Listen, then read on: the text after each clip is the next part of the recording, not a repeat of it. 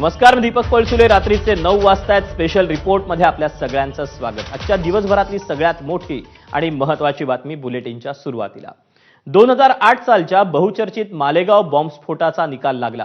सर्व आरोपींची पुराव्याअभावी निर्दोष मुक्तता झाली आणि राजकारण तापलं. तत्कालीन काँग्रेस आघाडी सरकारनं हिंदू दहशतवाद किंवा भगवा दहशतवाद हा शब्द जन्माला घालण्यासाठी खोटी केस उभी केली होती. त्याला चपराक मिळाली अशी टीका भाजप, शिवसेना आणि हिंदुत्ववादी संघटनांनी केली. तर अमित शहा गृहमंत्री असताना हाच निकाल अपेक्षित होता अशी टीका काँग्रेसने केली. निकालाचे राजकीय पडसाद नेमके कसे उमटले ते पाहूया.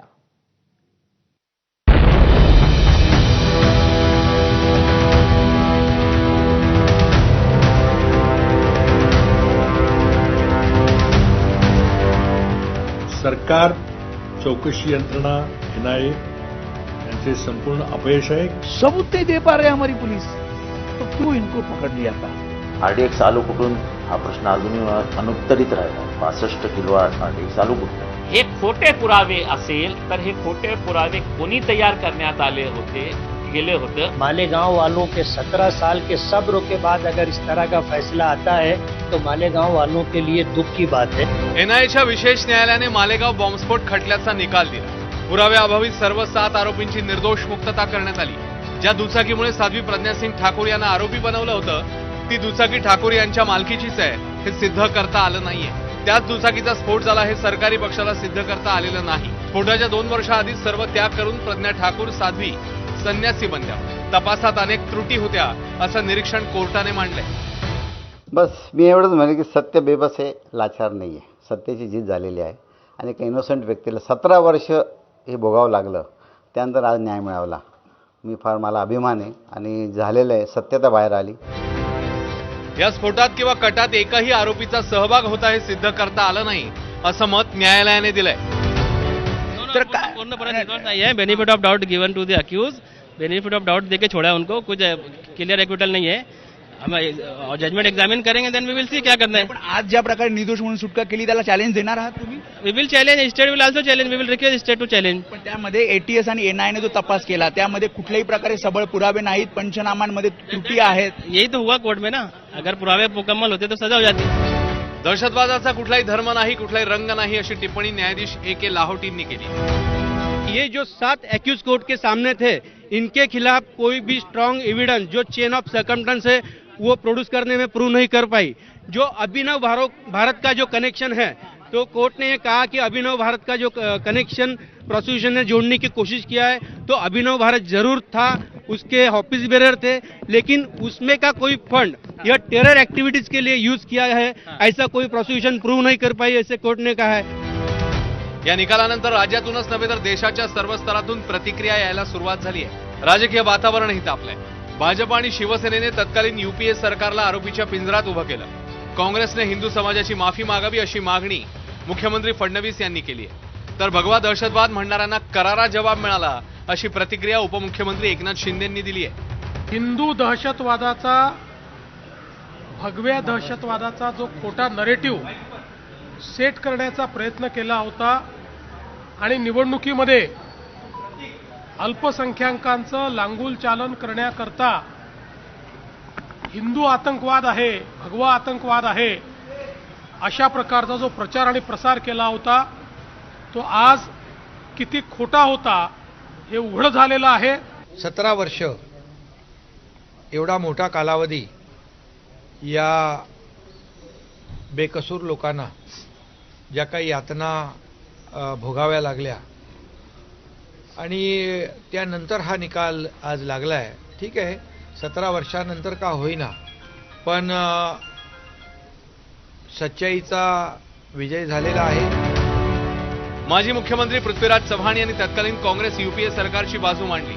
अमित शहा गृहमंत्री आहेत तोवर असंच होणार असा शेराही त्यांनी मारला. तर उद्धव ठाकरेंच्या शिवसेनेचे खासदार अरविंद सावंत यांनी सावध प्रतिक्रिया देताना पोलिसांच्या तपास कार्यावर प्रश्नचिन्ह उपस्थित केलं. तर शरद पवारांच्या राष्ट्रवादीचे आमदार जितेंद्र आव्हाड यांनी हेमंत करकरेंचं नाव घेत गूढ प्रतिक्रिया दिली आणि या निकालाचा रोख वेगळ्याच दिशेने नेण्याचा प्रयत्न केला. सरकार, चौकशी यंत्रणा, एनआयए यांचे संपूर्ण अपयश आहे.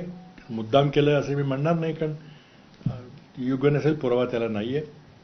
पण NIA जे अमित शहा यांच्या नेतृत्वाखाली काम करते त्या NIAला अपयश आलं ठोस पुरावा सादर करण्यामध्ये, आणि त्यामुळे हे आतंकवादी सुटलेले आहेत. ते काही निर्दोष आहेत, निरपराध बिलकुल नाहीत, पण त्यांना फक्त शिक्षा, टेक्निकली शिक्षा झाली नाही, कारण प्रॉसिक्युटिंग एजन्सीनी NIAनी पुरावा सादर केला नाही. सबूत नहीं दे पा रहे हमारी पुलिस, तो क्यों इनको पकड़ लिया था? तो ये बड़ी समस्या है कि where are the proofs to prove that these are the guilty people, and if you are not, law is like that, भाई प्रूफ करो, सजा ले लो या छोड़ो, बरी करो. ह्या बॉम्ब ब्लास्ट मध्ये सगळ्या आरोपींना ज्यांनी पहिल्यांदा शोधलं, RDX कोणाच्या घरी होतं हे शोधून काढलं. RDX आलो कुठून हा प्रश्न अजूनही अनुत्तरित राहिला. 65 किलो RDX आलो कुठून, हे सगळे प्रश्न अनुत्तरित राहिले. असा निकाल येणं ही मालेगाव वासियांसाठी दुःखाची गोष्ट आहे, अशी प्रतिक्रिया मालेगावच्या आजी माजी आमदारांनी व्यक्त केली. तर MIMचे प्रमुख खासदार असदुद्दीन ओवैसींनी महाराष्ट्र सरकार वरच्या कोर्टात अपील करणार का असा प्रश्न उपस्थित केलाय. समझौता ब्लास्ट किसने किया नहीं मालूम, मक्का मस्जिद का ब्लास्ट किसने किया नहीं मालूम, मुंबई ट्रेन ब्लास्ट किसने किया नहीं मालूम, 2006 मालेगांव किसने किया नहीं मालूम, 2008 किसने किया नहीं मालूम. तो फिर कौन है? अगर वाकई में जिन लोगों ने ये किया है वो तो खुले फिर रहे हैं. फिर हम मोटा मोटा सवाल यही कर रहे हैं कि क्या मोदी सरकार, क्या महाराष्ट्र की सरकार सुप्रीम कोर्ट जाकर इस जजमेंट पर स्टे लगाएगी नहीं लगाएगी. हे खोटे पुरावे असेल तर हे खोटे पुरावे कोणी तयार करण्यात आले होते, केले होतं. मग ज्या निर्दोष लोकांनी मुंबई ट्रेन धमाका असू द्या किंवा हे मालेगाव धमाका असू द्या, याच्यामध्ये जे जे डुप्लिकेट, आर्टिफिशियल आणि फेक जे एव्हिडन्सेस तयार करून या लोकांना जेलमध्ये टाकले होते, त्यांच्यावर काय कारवाई करणार आहे हे इम्तियाज जलील किंवा सरकार ठरवणार नाही आहे. हे कोर्टाने याच्या बाबतीत निर्णय देण्याची आवश्यकता. 17 साल के एक लंबे अरसे के बाद अगर जजमेंट आता है और वो जजमेंट इस तरह का है, तो जाहिर बात है मालेगांव वालों के 17 साल के सब्र के बाद अगर इस तरह का फैसला आता है तो मालेगांव वालों के लिए दुख की बात है. हर उस इंसाफ पसंद शख्स के लिए दुख की बात है कि जो इस घटना को समझता हो और इस घटना में जो लोग आहत हुए उन तमाम लोगों के दर्द को समझता हूं. हिंदुत्ववादी संघटनांनी या निकालाचं स्वागत करत तत्कालीन काँग्रेस सरकारवर टीकास्त्र सोडलं, तर पीडितांच्या नातेवाईकांनी निराशा व्यक्त केली आहे. मालेगांव विस्फोट मामले में आज न्यायालय ने जो निर्णय दिया है उसने सत्य को स्पष्ट किया है. कुछ लोगों ने अपने निजी स्वार्थ और राजनीतिक हितों के कारण मालेगांव विस्फोट मामले को जिस तरह से उलझाया और उसमें पूरे हिंदू धर्म और समस्त हिंदू समाज को आतंक से जोड़ने का एक कुत्सित प्रयास किया था. एक लंबी न्यायिक प्रक्रिया और तथ्यों के आधार पर आज न्यायालय ने जो निर्णय दिया है उसने इन सारे आरोपों को निराधार घोषित किया है. हे सगळे आरोप प्रत्यारोप सुरू असताना मालेगाव बॉम्बस्फोटातील अतिशय महत्वाचा साक्षीदार समोर आलाय. महबूब मुजावर त्यांचं नाव. ते ATSचे पोलीस निरीक्षक होते. तत्कालीन आघाडी सरकारला भगवा दहशतवाद सिद्ध करायचा होता, त्यामुळे खोटा तपास करण्यासाठी मोहन भागवतांना अडकवण्यासाठी त्यांच्यावर दबाव होता, असा दावा त्यांनी केलाय. त्याशिवाय गोपनीय आदेश पण होता. गोपनीय आदेश होता.